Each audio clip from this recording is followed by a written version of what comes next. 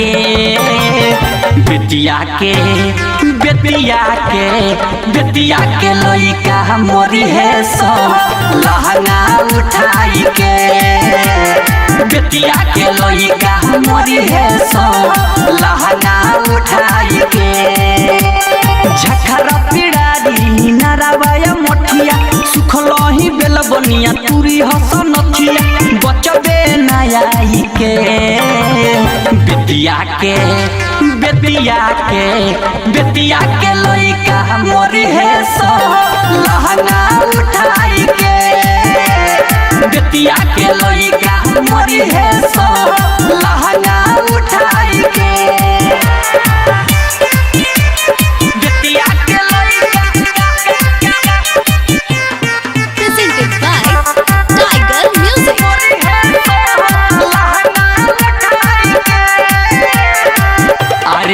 सिकटा भेलाही में रेलाही जो बहु जाई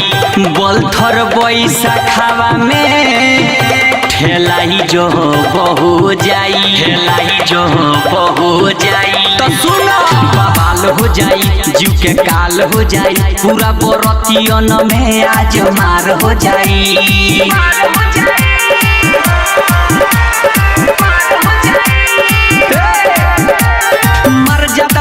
खुला गाँव नर कटिया चमुआ चनकी घोघा सर गटिया बचबू नयाई के बेतिया के बेतिया के बेतिया के लइका मोरी है सो लहंगा उठाई के बेतिया के लइका मोरी है सो लहंगा उठाई के बेतिया के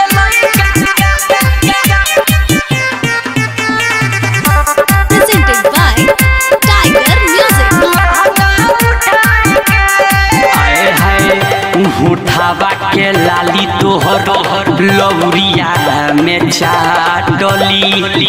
भावल डाई मरावा में गुर गलिया तोर काटली सिलवटिया में सटाली हसन पंडई पोखरिया पटाली हसन